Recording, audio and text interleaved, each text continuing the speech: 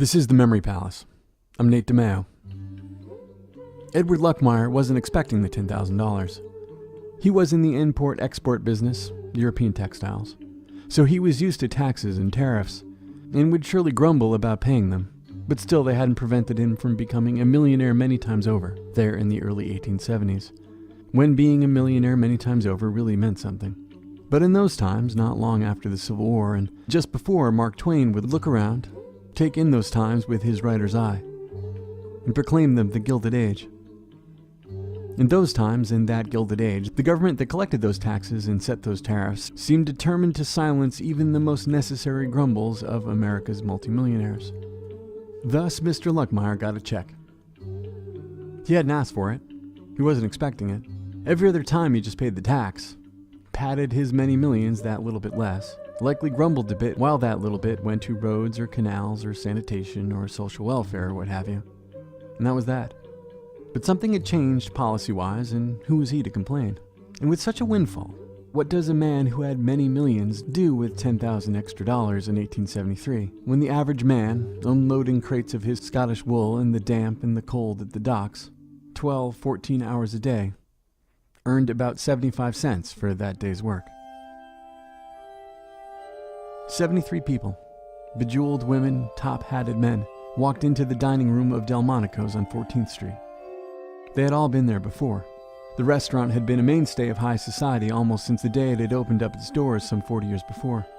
Dinner at Delmonico's was one of New York's must-have experiences for visitors like Charles Dickens, the opera singer Jenny Lind, Abraham Lincoln, Napoleon III, and after the war it became the place to throw a costume ball or coming-out party. And just about every day you could find bankers and railroad men and war profiteers still flush and diversifying, at lavish lunches, splashing about money new and old. But for days prior to this dinner party on this evening in 1873, no one had eaten there at all. The place had been closed, as the staff at Delmonico's prepared for this one event, paid for by Edward Luckmeyer with his $10,000, who gave the restaurant free rein and made one request: spend all of it. They built a massive table. It nearly filled the room, leaving just enough space for the 73 diners and for waitstaff to maneuver as they served them. 8 courses, each paired with the finest wines, because when you are spending the equivalent of 200,000 contemporary dollars on a single dinner, you get the finest wines. And you get a pond, 30 feet across in the center of the table, upon which 4 swans, taken from a pond in Prospect Park to swim around in one in the center of a table while humans ate duck and goose, right before the palate-cleansing sorbet, and then the duo of beef and lamb, and on and on. Between the pond in the center and the plates at the edge, the table was turned into some sort of sylvan fairyland, landscaped with rolling hills draped with moss brought up on freight trains from the south, because that's where you get your moss apparently. There were flowers, live violets, miniature fields of them, yellow roses, more than 400 of them, bought at $1 a stem.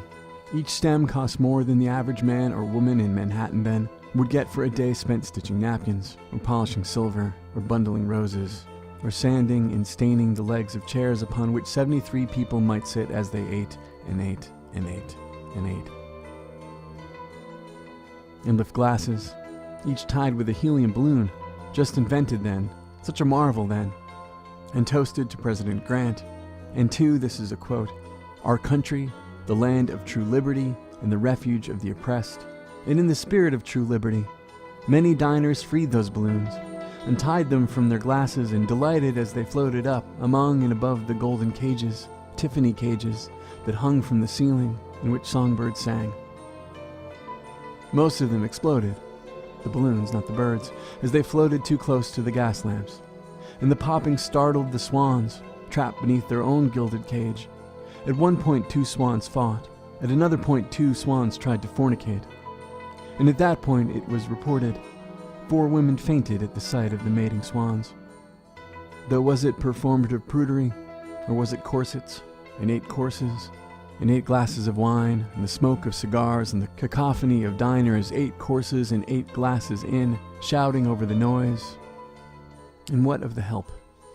The waiters and bussers, the singer who sang, the staff in the kitchen, the inflators of balloons, who'd seen other spectacles, seen excess, seen the wealthy act wealthy, seen evenings wear on when people got sloppy and sentimental and crass and entitled and glassy-eyed and just loud.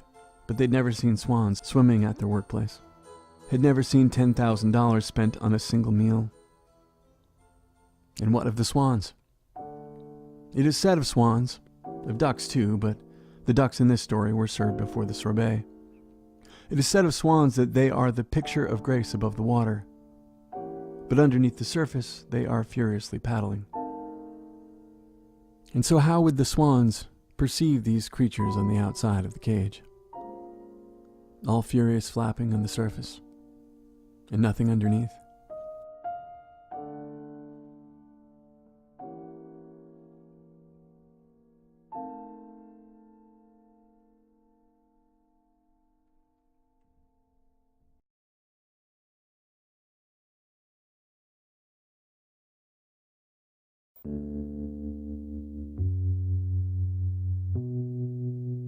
This episode of The Memory Palace is produced and written and stuff by me, Nate DiMeo, with research assistance from Eliza McGraw.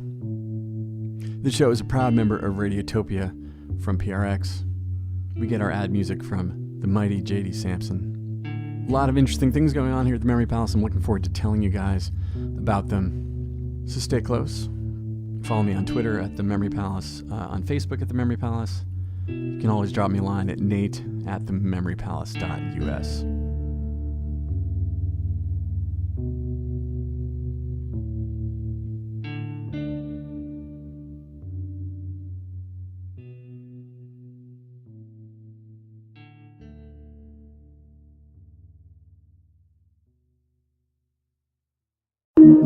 Radiotopia from Peabody.